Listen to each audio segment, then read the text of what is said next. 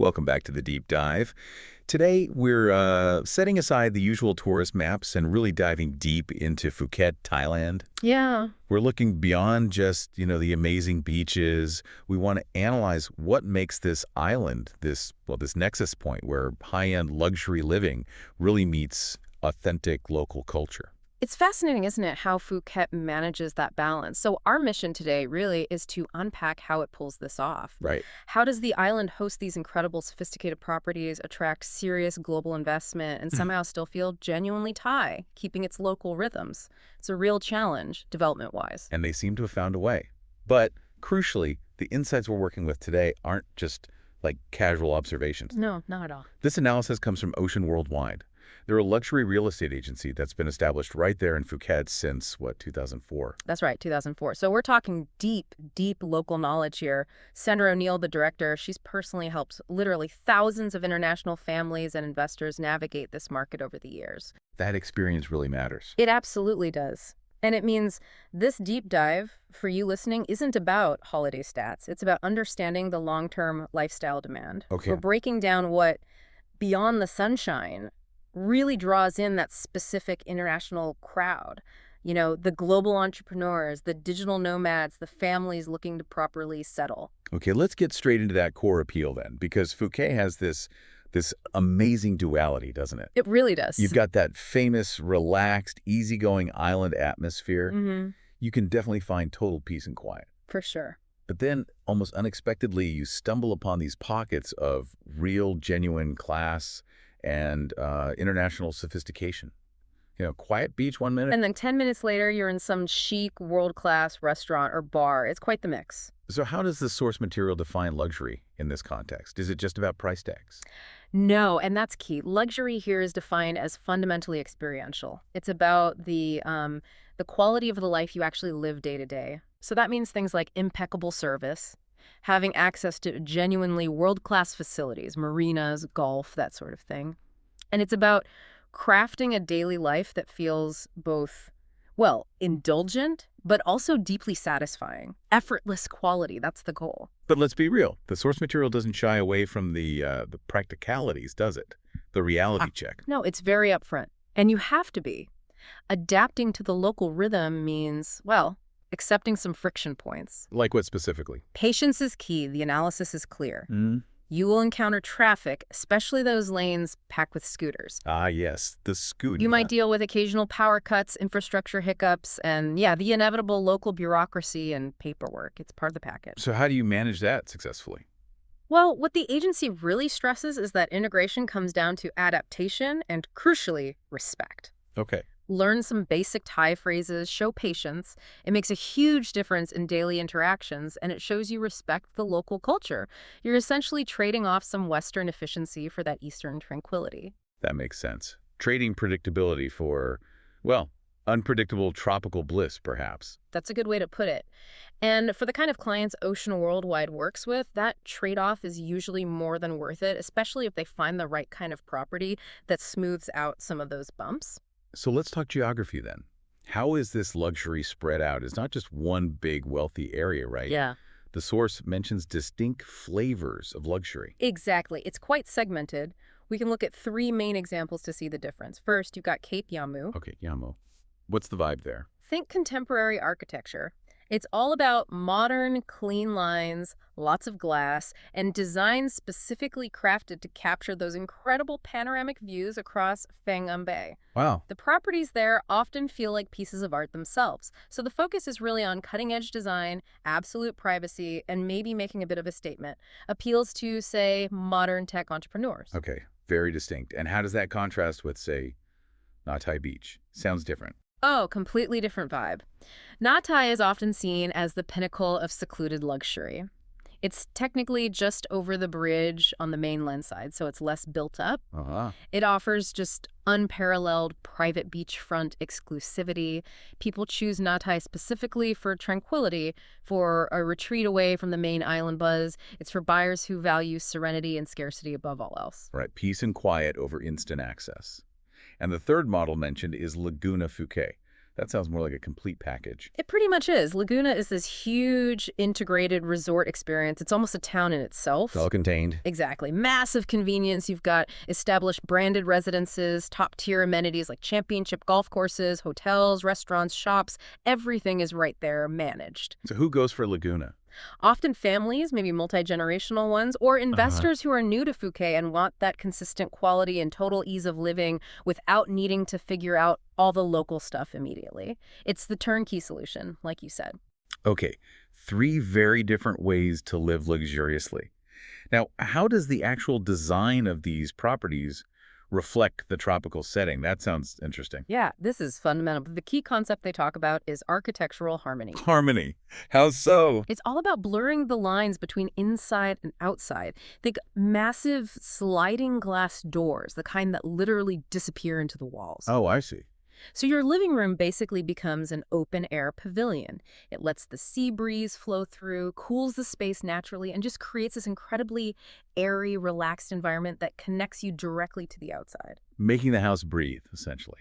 So, what are the absolute must-haves then, the non-negotiables in this high-end market? Well, it's about the experience again. So those panoramic ocean views are mandatory, often from several rooms, not just one. Okay. You need generous outdoor spaces, proper verandas or terraces, big enough for dining and entertaining, not just tiny balconies. Right. And of course, the private infinity pool. That's almost a given. And they're often designed really cleverly to visually merge with the sea, creating this amazing, unbroken view.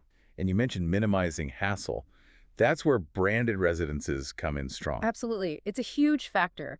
When a well-known hotel group manages the property, think Aman, Banyan Tree, names like that, you get the whole five-star service package. Like what? 204/7 concierge, housekeeping, maintenance, even in villa dining. It basically removes all the logistical headaches of owning and maintaining a high-end property in the tropics. Especially if you're not there year-round. Exactly. It's perfect for owners who travel a lot or use it seasonally. You're essentially outsourcing all the friction. Okay, let's shift gears a bit. We've talked about the exclusive enclaves, but what about the cultural heart? Phuket Town seems crucial to the island's overall appeal. Oh, absolutely crucial. Phuket Town grounds the whole experience in history and authentic culture. It offers a different kind of richness compared to the beach resorts. What defines it visually? That incredible Sino-Portuguese architecture. You see these wonderfully colorful facades, the intricate details, ornate balconies on the old shop houses. They're well preserved. Beautifully preserved, many of them. And now they house all these cool, independent cafes, little boutiques, trendy bars. It's got a great vibe. And it's not just history, right? There's a modern layer, too. Oh, yeah, definitely. The street art is quite famous now. You've got these vibrant murals popping up, adding this contemporary energy right next to the historic buildings. It's that mix of old and new that's really appealing. And the source mentions a specific experience there. Yes, the Sunday walking street market Lard Yai. It's a must-do if you live there, or even if you're visiting long-term. What happens? The main street closes to traffic, and it just transforms into this buzzing, lively market. Amazing local food, crafts, clothes. It really captures the authentic spirit of the island's capital. It reminds you you're living in a real place, not just a resort bubble. Right, connecting back to the actual culture. So linking that back to the market itself, what's driving the demand? We know it's strong globally. Are there specific government actions helping? Demand is definitely robust. Europe, the Middle East, other parts of Asia. But yeah, the Thai government has been quite proactive, looking beyond just tourism. How so? They introduced the long-term residence visa, the LTR scheme. It's specifically designed to attract, well, high-potential foreigners, Potential meaning. wealthy individuals, affluent retirees, skilled professionals, and importantly, remote workers, the digital nomad crowd, but maybe the more established ones. And what makes the LTR visa so attractive? What are the perks? It's pretty significant. It's essentially a 10-year renewable visa. 10 years. Wow. Yeah, and it comes with benefits like fast-track service at airports, multiple re-entry permits, and crucially for some, a much lower personal income tax rate on foreign earnings. It streamlines things considerably for long-term residency. So it's a clear signal Thailand wants these people to stay. Exactly. It's about attracting high-quality, long-term residents who contribute more consistently, not just short-stay tourists. Okay, so thinking about the buyers that Ocean Worldwide typically sees, the source breaks them down into profiles. How do their needs differ when looking for property? Yeah, there are distinct groups. You have the global entrepreneurs. For them, privacy is often paramount. They need reliable, fast internet, obviously, and dedicated space for a home office. Where do they tend to look? Often in areas like Bangtao or Lan. These spots are sophisticated but still offer larger plots where they can build or find more private compounds. Okay, and the digital nomads.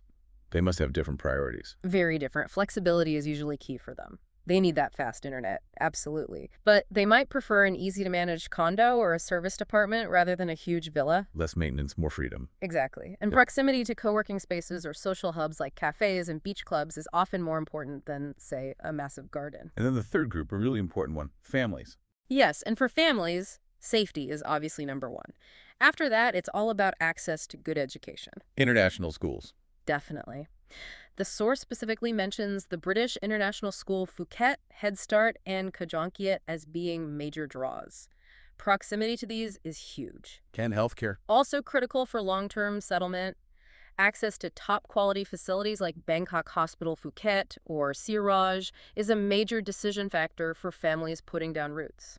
Now, we touched on market performance. The source mentions annual appreciation between 1% and 10%. That's quite a wide range. It is, and that variance really underscores how important location and property type are. So what does well? Properties with unique selling points like genuine beachfront scarcity or those well-managed branded residences we talked about tend to see the highest appreciation. Any examples? Well, the post-COVID surge was interesting. Kamala, for instance, apparently saw values jump around 30% since 2019.